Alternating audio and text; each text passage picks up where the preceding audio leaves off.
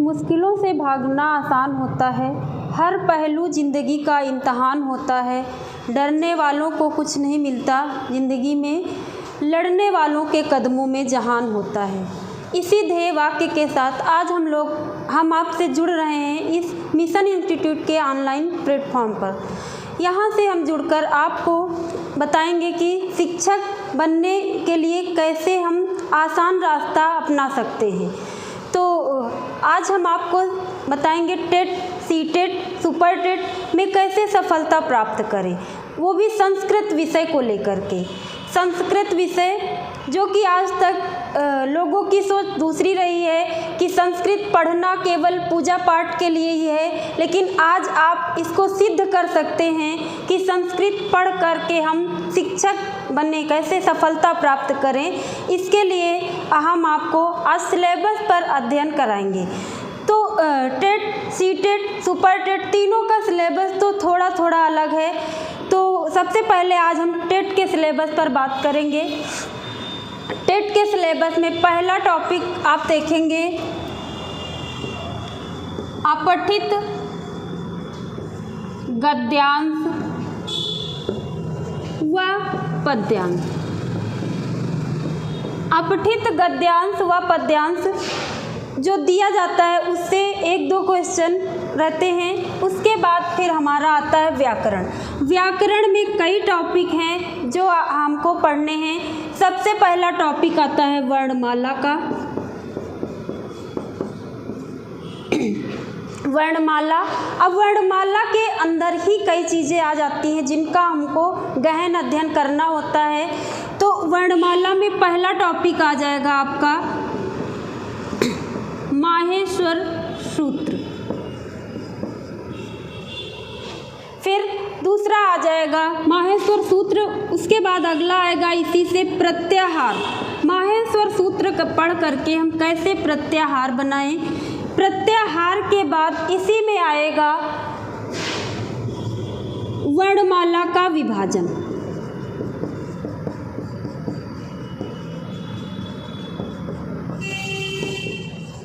फिर अगला टॉपिक इसी में आ जाता है वर्णमाला के अंतर्गत ही उच्चारण स्थान। उच्चारण स्थान के बाद फिर अगला टॉपिक आ जाता है प्रयत्न। अब ये जो पांचों टॉपिक हैं ये वर्णमाला के अंतर्गत ही आ जाते हैं, वर्णमाला में ही ये समाहित है। तो वर्णमाला कहने भर का है, उसके अंतर्गत हमें इतने टॉपिक पढ़ने रहते हैं। इसके बाद फिर वर्णमाला के बाद अगला टॉपिक हम देखेंगे संधि, फिर समास, इसके बाद आता है उपसर्ग, प्रत्यय,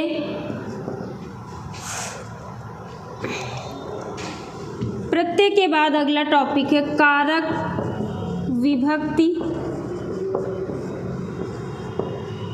कारक विभक्ति के बाद देख लेते हैं शब्द रूप। देखिए कोई भी संस्कृत की परीक्षा है वहाँ पे शब्द रूप आना सबसे ज़्यादा ज़रूरी होता है, आता ज़रूर है। तो सबसे ज़रूरी टॉपिक शब्द रूप हो जाता है। शब्द रूप में हमको अकारांत, इकारांत, उकारांत, पुल्लिंग, स्त्रीलिंग, नपुंसकलिंग सभी रूप पढ़ना है। फिर उसके बाद अगला आ जाएगा धातु रूप। धातु रूप के बाद विलोम शब्द। अब संस्कृत में कुछ विलोम शब्द आते हैं और कुछ पर्यायवाची शब्द आ जाते हैं।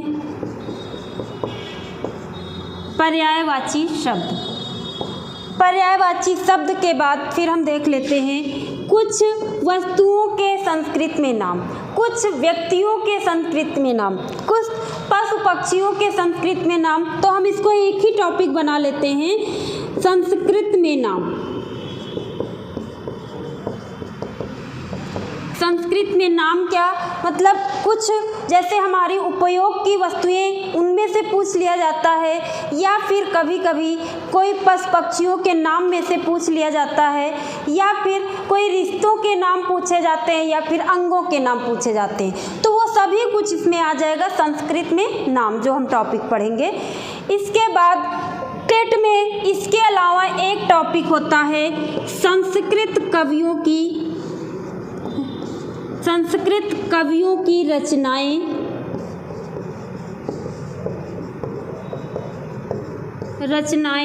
व सूक्तियाँ। अब ये तो हुआ टेट का सिलेबस। सुपर टेट के सिलेबस पे हम बात करेंगे तो पूरा कुछ यही होता है, जितना टेट में पढ़ेंगे उतना ही सुपर टेट में भी होता है। बस वहाँ पे क्या होता है कि साहित्य वाला पोर्शन, ये जो हमने लिखा संस्कृत कवियों की रचनाएं व सूक्तियाँ, ये उसमें नहीं होता है सुपर टेट में। अच्छा, सी टेट पे बात कर लेते हैं। तो सी टेट में तो खाली आप देखेंगे 2 ही टॉपिक दिए रहते हैं, एक तो शिक्षण अधिगम, दूसरा टॉपिक क्या होता है अपठित गद्यांश और पद्यांश। तो देखिए अपठित गद्यांश और पद्यांश तो टेट में भी आता है, सुपर टेट में भी आता है और सी टेट में भी आता है। सी टेट में क्या रहता है, उसके अंक ज़्यादा रहते हैं और सुपर टेट में जैसे 10 ही क्वेश्चन आते हैं तो उसमें से मान के चलिए 2 क्वेश्चन हो जाएंगे। और टेट में क्या होता है, टेट में भी 2-3 क्वेश्चन हो सकते हैं, लेकिन सी टेट में आपके 15 क्वेश्चन रहते हैं गद्यांश व पद्यांश से। इसके बाद हम देख लेते हैं दूसरा टॉपिक क्या रहता है कि अपठित गद्यांश पद्यांश और शिक्षण अधिगम। शिक्षण अधिगम, अच्छा शिक्षण अधिगम देखिए इसमें भी रहता है, टेट में भी कुछ क्वेश्चन अब शिक्षण अधिगम से आने लगे हैं।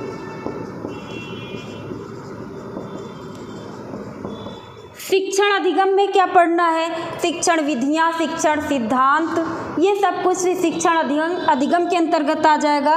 तो 15 क्वेश्चन इससे रहते हैं सी टेट में और 15 क्वेश्चन गद्यांश व पद्यांश से। तो गद्यांश पद्यांश से क्वेश्चन किस तरह के रहते हैं, उनमें आपको इन्हीं व्याकरण में से मिलेगा, इन्हीं व्याकरण में से आपसे पूछ लिया जाएगा। गद्यांश के अंतर्गत कोई ऐसा शब्द उठा लिया जाएगा, उसमें कौन सी संधि है, या कोई शब्द उठा करके समास पूछ लिया जाए, या कोई शब्द उठा करके प्रत्यय पूछ लिया जाए, या उपसर्ग पूछ लिया जाए। तो आपको वहाँ गद्यांश पढ़ने से कोई फ़ायदा नहीं मिलेगा जब तक कि आप व्याकरण की अच्छी जानकारी ना रखें। तो व्याकरण को पढ़ना अनिवार्य तीनों के लिए हो जाता है, टेट हो चाहे यूपी टेट, सी टेट और सुपर टेट, तीनों के लिए अनिवार्य हो जाता है ये व्याकरण पढ़ना। और सबसे ज़्यादा फोकस हमको व्याकरण पे ही करना रहता है, चाहे आप टेट दे रहे हो, चाहे सी टेट दे रहे हो, चाहे सुपर टेट दे रहे हो। हमको पढ़ना किस आधार पे, देखिए संस्कृत के लिए आपको कोई पाणिनि का अष्टाध्यायी नहीं पढ़ना है, या वररुचिका का वार्तिक नहीं पढ़ लेने हैं, या फिर हमें भट्टोजी दीक्षित या वरदराज के आधार पे यानी लघु सिद्धांत या सिद्धांत कौमुदी के आधार पे व्याकरण नहीं पढ़ना है, क्योंकि टेट सी टेट एकदम नॉर्मल परीक्षा है। तो देखिए आयोग ने भी ये कह रखा है कि जो भी हम प्रश्न बनाएंगे यूपी बोर्ड में संचालित पुस्तकों के आधार पे ही प्रश्न बनाएंगे। तो हमें जो कुछ भी पढ़ना है वहीं से पढ़ना है जो बेसिक में चल रहे हैं। बेसिक का मतलब है आप देखेंगे 6, 7, 8 और 9, 10, 11, 12 यहाँ तक का व्याकरण जितना दिया है उसी के आधार पे अभी तक क्वेश्चन आए हैं और उसी के आधार पर ही आएंगे। इसके अलावा और कहीं से नहीं आता है। आप मार्केट में जाएंगे तो बहुत सारी किताबें आपको मिल जाएंगी। तो विद्वान यहाँ पे बनना नहीं है, हमको सिर्फ परीक्षा पास करना है, तो वहीं से पढ़ना है, यानी उसी के आधार पे। हम नियम भले अष्टाध्यायी से बता देंगे, लेकिन उदाहरण हमको वहीं से लेना पड़ेगा बेसिक की किताबों से। जो 6, 7, 8 की किताबें चल रही हैं उन्हीं में जो उदाहरण रखे हैं, और क्वेश्चन भी वहीं से आता है। चाहे अभी देखिए पैराग्राफ भी वहीं से आएंगे।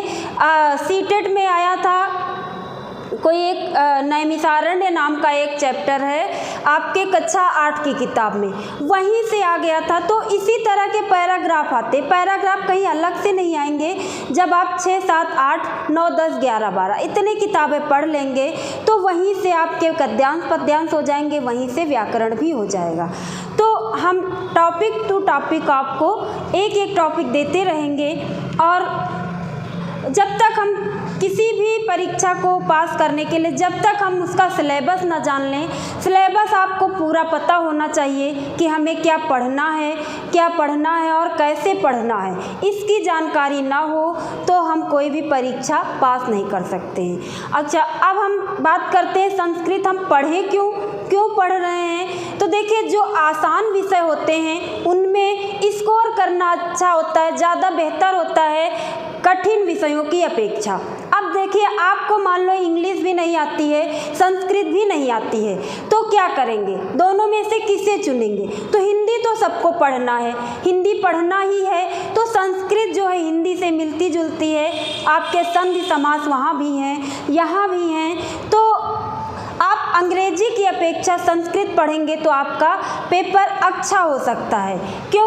क्योंकि अगर जो आपको दोनों में से कुछ नहीं आता है तब, अगर जो आपकी इंग्लिश अच्छी है तो आप इंग्लिश पढ़ें, टेट में इंग्लिश पढ़ें, लेकिन फिर भी सुपर टेट में आपको संस्कृत पढ़नी ही पड़ेगी, क्योंकि 10 क्वेश्चन तो आपको वहाँ मिलेंगे ही, तो इसलिए हमें संस्कृत पढ़ना है। तो आप टेट तो देखिए सबका निकल जाएगा, कोई 90 क्वेश्चन लाना बहुत बड़ी बात नहीं है, लेकिन मेन लक्ष्य सुपर टेट का होता है, तो सुपर टेट लक्ष्य लेकर के हमको पढ़ना है। भले ही टेट में आप अंग्रेजी विषय ले रहे हों, अंग्रेजी विषय से परीक्षा दे रहे हों, लेकिन आप संस्कृत पढ़ेंगे तो आपका सुपर टेट में जो 10 क्वेश्चन आता है वो आपका हो जाएगा और वो आपका स्कोर बढ़ा सकता है।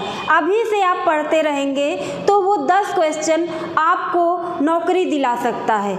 तो ऐसा जो सरल विषय हैं उनको पढ़ करके हम अपना स्कोर बढ़ा सकते हैं।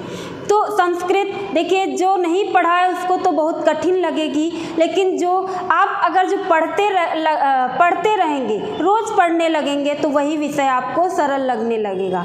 तो हम आज यहीं पर अपनी चर्चा बंद करते हैं। पाठ्यक्रम के साथ हम अगले वीडियो में मिलेंगे, पाठ्यक्रम की शुरुआत करते हुए, यानी एक एक टॉपिक ले करके हम एक एक टॉपिक पे अध्ययन करते रहेंगे।